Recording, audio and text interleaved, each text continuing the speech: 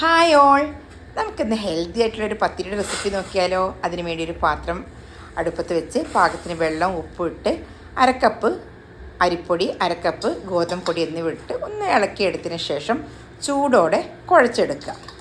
ഈ കുഴച്ചെടുത്ത മാവിലേക്ക് ഒരു കപ്പ് തേങ്ങ, അരക്കഷ്ണം സവാള കുഞ്ഞതാക്കി അരിഞ്ഞത്, 3 പച്ചമുളക്, ഒരു പിടി മല്ലിയില, അതേപോലെ നമുക്ക് ക്യാരറ്റോ അങ്ങനെയുള്ള പച്ചക്കറികളൊക്കെ ഇതിൽ ചേർക്കാം. പക്ഷെ ഞാനിപ്പോൾ ഇന്ന് ഇത്രേ ചേർത്തുള്ളൂ. അതിനുശേഷം ഇവയെല്ലാം കൂടി ചേർത്തുകൊണ്ട് നല്ല സോഫ്റ്റായിട്ട് വീണ്ടും കുഴച്ചെടുക്കുക.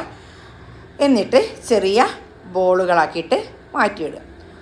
ഒരു സ്പൂണ്, 1.5 സ്പൂണ് നെയ്യ് എടുത്തൊന്ന് ചൂടാക്കാൻ വെച്ചതിന് ശേഷം പാൻ അടുപ്പത്ത് വെച്ച് നെയ്യ് തൂക്കിയിട്ട് ഈ പത്തിരി ഒരു പുറം ചൂടായി വരുമ്പോൾ നെയ്യൊഴിച്ച് വീണ്ടും തിരിച്ചും മറിച്ചും നെയ്യൊഴിച്ച് ചുട്ടെടുക്കുക.